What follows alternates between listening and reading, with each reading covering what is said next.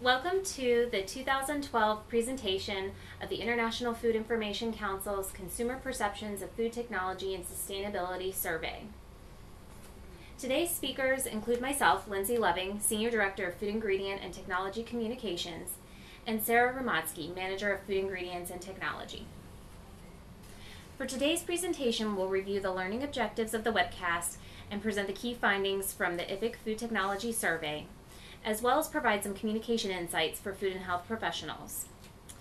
The objectives for today's webcast include to communicate the key takeaways and trends from the 2012 IFIC survey regarding consumer perceptions of food technology and sustainability, to identify gaps in awareness and opportunities for communication with consumers regarding food technology and sustainability issues, and to apply understanding of consumer perceptions in our communications with consumers about food technology to build awareness and understanding.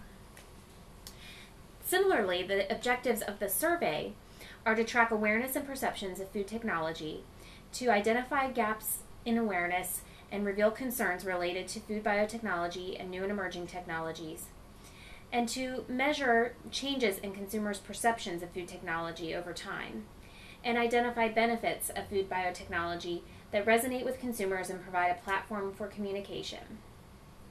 This survey has been conducted since 1997. This is the 15th edition and is the longest running survey of its kind to our knowledge. It's been conducted annually since 1997 until we changed to every other year in 2008. The methodology we used for the survey was to use an online survey tool, and we conducted the survey with 750 U.S. adults age 18 and over, and the survey was fielded from March 7th to 19th, 2012. The data is weighted on several factors, including gender, age, race, education level, marital status, region of the country, and income, to be representative of the U.S. population. The survey has been conducted over the years, and again this year, by third-party research firm Cogent Research, based in Cambridge, Massachusetts. First, we're going to review some of the consumer awareness and perceptions regarding sustainability in food production. We asked several new questions this year in light of increasing interest of this topic that we think you'll find interesting. First, regarding awareness of sustainable food production, we see that just over half of consumers have heard or read at least a little about the concept of sustainability in food production. We see that in 2010, there were significantly greater percentage of consumers who had heard or read nothing at all about sustainability in food production. New this year, we asked consumers if they had changed their purchasing of food and beverage products that fit their definition of sustainability in the past year, and we saw that about 40% said that they had neither increased nor decreased their purchasing of sustainable food and beverage products in the last year. About 1/3 said that they didn't know whether they had changed their purchasing habits, and about 18% said that they had increased their purchasing of sustainable food products, and 7% had decreased their purchasing of these products. Also new this year, we asked consumers if they would be willing to pay more for food and beverage products fitting their definition of sustainability, and we found that consumers were divided on this issue, with about 1/3 saying that they would be willing to pay more, and a little less than 40% saying that they weren't sure, and 30% saying that they would not be willing to pay more. We also asked another new question this year about how important it is to consumers that the foods that they purchase or consume are produced in a sustainable way, and we see that the majority, almost 7 in 10 consumers, say that it is important to them that their food products they purchase or consume are produced in a sustainable way. Then we ask of those consumers who said it was important to them that their foods were produced in a sustainable way to rank a number of aspects of sustainability in order of importance to them. And we see that the aspects of sustainability that were ranked first and second most often included conserving the natural habitat, followed by ensuring a sufficient food supply for the growing global population, and then reducing the amount of pesticides in food production.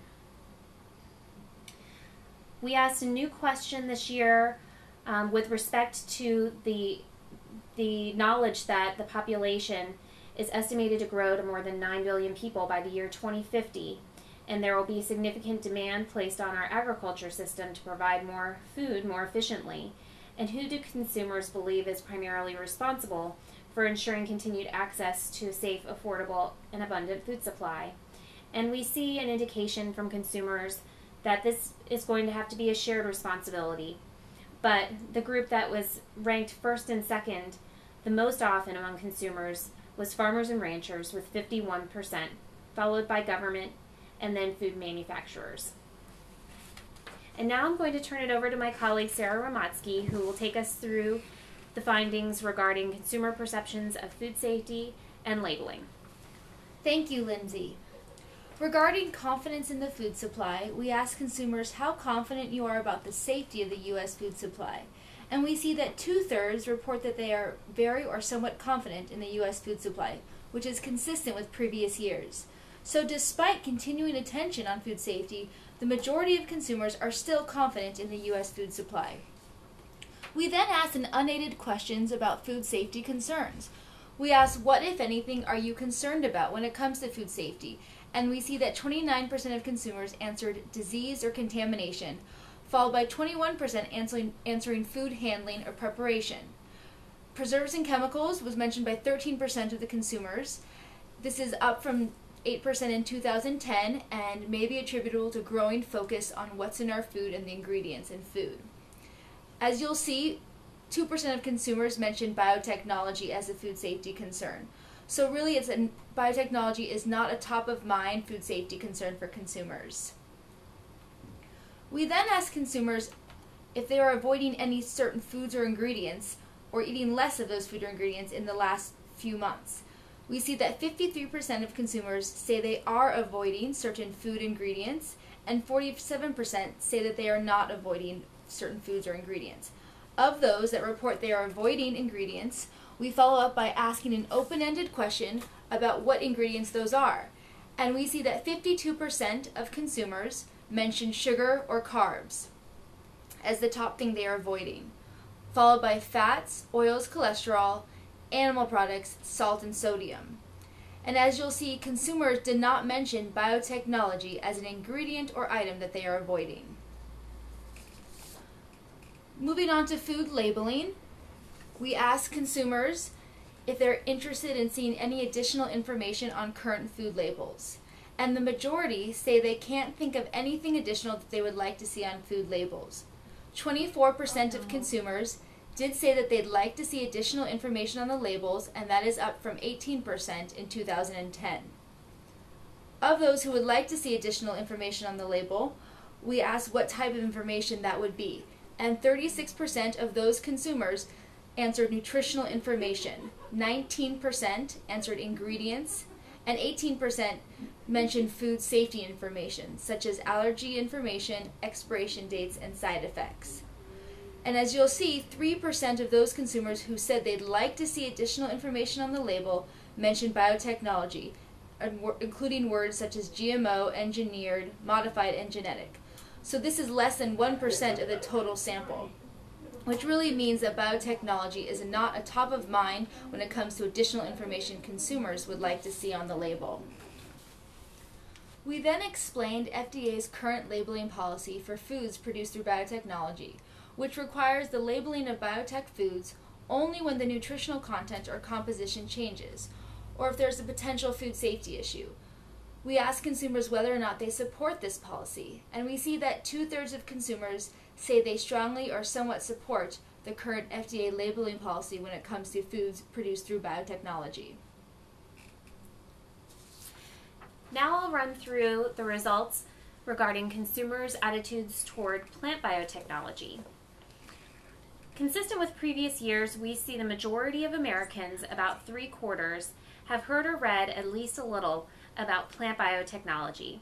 However, only about 10% report having heard or read a lot about the concept, which indicates that continuing information and education on the topic will be important. This year, we saw an increase in those who are favorable toward plant biotechnology. In 2010, 32% were somewhat or very favorable toward plant biotechnology versus 38% this year. When we ask consumers if are they aware of foods produced through biotechnology that are in the supermarket right now, we see that 30% say there are, and about 60% don't know, and 11% say no. But of those who say yes, they provide the list of foods to the right and includes vegetables, fruits, corn and corn products, meats, eggs and fish, cereals and grains, and processed foods, and those with an asterisk are significantly greater than 2010. We also see that just over 1/3 of consumers feel that biotechnology will provide benefits for them or their family within the next 5 years, with a little under half saying they're not sure if they will see benefits from biotechnology in the next 5 years, and 20% who don't think so. Of those who do, some of the benefits they expect to see are in the list to the left and include nutrition and health benefits, improved quality, taste, and variety, and better price and economic benefits, as well as improved crops and agricultural production. The majority of consumers also would be likely to purchase foods produced through biotechnology that provide specific benefits. For example, about 3/4 of consumers would be somewhat or very likely to purchase foods produced through biotechnology to provide more healthful fats, such as omega-3 fatty acids, to taste better or fresher, to reduce pesticide applications, reduce saturated fat content, and to use biotech wheat in products that was produced using less natural resources and pesticides. Interestingly, when we ask consumers their impression of farmers using biotechnology to grow more crops that would help meet food demand, we see that almost half say that they would be favorable toward this use of biotechnology by farmers. As you'll recall, about 38% said that they were favorable to the technology by itself. And so this indicates to us that putting a face with the technology helps to give consumers a better idea of the use and potential benefits of biotechnology, and helps improve the favorability toward the use of the technology. The new question we asked this year was what sources of information consumers trust for information on biotechnology, and we gave them a list of about 20 different sources of information, and the top 5 included health organizations such as American Medical or American Heart Association, a health professional such as a physician, nurse, dietitian, or pharmacist, government agency such as FDA, USDA, and CDC, and then 4th was agriculture organizations such as a Farm Bureau or 4-H, followed by a consumer advocacy group. So as you'll see on the next slide, we gave them a lengthy list of potential sources of information to respond to about who they trust for information on biotechnology. And we see that some of the traditional and social media sources provided were ranked relatively low compared to the 5 groups that I just mentioned. As we've seen in previous research from our Food and Health Survey, we know that some of the traditional and social media sources are where consumers most often get their information about food safety and nutrition. However, we see a different result when we put the emphasis on trust. And now I'm going to turn it back over to Sarah to take us through insights regarding animal biotechnology. Thank you, Lindsey. Regarding awareness of animal biotechnology, we see that consumers' awareness really has remained constant since 2010, with just over half reporting some awareness of animal biotechnology. We asked them if they have read or heard at least a little, and only 7% reported that they have read or heard a lot. This is consistent with the previous year. We then provided a definition of animal biotechnology, explaining that it is the science of using techniques and technologies in breeding and processing to improve health and quality of farm animals. And we see that almost half of consumers are somewhat or very favorable. 1/4 say that they are not favorable, and another 1/4 say that they are neutral. Of those who say that they are not favorable towards using biotechnology with animals that produce food products, 55% of consumers say that it's because they don't have enough information. Just over 40% say it's because they don't understand the benefits of using biotechnology with animals. We think this points to potential need for information and education so that consumers can make informed decisions on food products produced through animal biotechnology. 5% of consumers said it was because they don't eat milk or dairy products, and under the 16% other category, we saw answers such as about food safety concerns and animal health and welfare. Now I'll go through a few slides on genomics and genetic engineering. We provided the definition of genomics to consumers, saying that it is the use of genetic makeup of farm animals to help make breeding decisions and to result in improved meat, milk, and egg quality. With this definition, we see that half of consumers say they are very or somewhat favorable towards animal genomics. Similarly, we define genetic engineering for consumers, explaining that it is a form of animal biotechnology where beneficial traits are transferred from one animal to another in a way that enables improved nutritional content or less environmental impact. And we see that almost half of Americans say that they are somewhat or very favorable towards genetic engineering. A new question that we asked this year was about the likelihood to purchase genetically engineered fish. Discussions began a few years ago about a proposed genetically engineered salmon product, and although it has not yet been approved, we really wanted to understand what consumers think and how they would feel if this food product were to enter the food supply. So we asked consumers how likely they would be to purchase this product if the FDA found it to be safe, and we see that 2/3 of consumers say they would be very or somewhat likely to purchase genetically engineered fish if the FDA found it to be safe. A few key communication takeaways. The first one is that Americans' support of biotechnology is strongest when considering its potential benefits, such as reducing impact on the environment and improved nutrition and taste. We see that favorability towards biotechnology really increases when you explain the technology and associate with a benefit that they can relate to. Putting food technologies into overall safety context is important in improving consumer understanding. An example of putting these into context would be to explain that extensive research to establish safety is conducted prior to the approval or biotechnology food. We also see that putting a human face, such as a farmer, with a technology helps bridge the gap between science and real-life scenarios. The human face really helps consumers understand where their food comes from, see who produces it, and who benefits from the use of these technologies.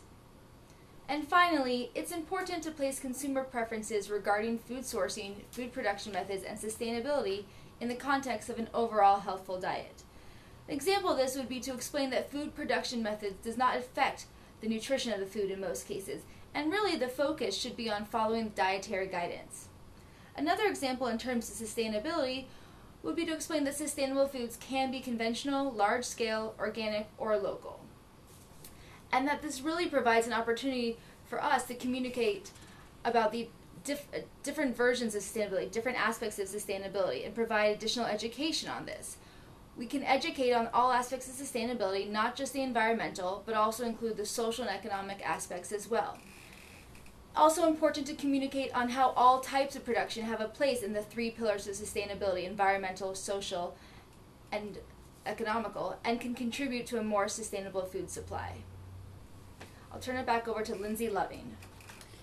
So over the years of conducting this research and other research on this topic, we have found some themes in communicating effectively with consumers about food technology. And there are several factors that affect consumer attitudes toward food technology, including awareness. What is their level of awareness of various food health and food safety issues, as well as what is the source of the information that they're getting their information from, as well as level of education, whether or not they trust the source of the information, and also general perceptions about food safety. And we do see from this survey that the majority of consumers are confident in the safety of the U.S. food supply. Also, the terminology that we use can have an impact on how the communication is received. For example, using biotechnology has a better response than using terms such as GMO, which have been used in the media with a negative association. And so that continues to be a less productive term as opposed to using terms such as food biotechnology and genetically engineered, which are actually the more scientifically accurate terms. The executive summary slides and top-line summary for the Food Technology Survey can be found on our website, www.foodinsight.org. Additional related foundation resources that you'll find on our website include questions and answers about food biotechnology, celebrating the achievements of modern food production and technology, common food production practices and their unique contributions to the food supply, and From Farm to Fork, questions and answers about modern food production. Thank you so much for listening, and please feel free to contact us if you have any additional questions. Have a great day.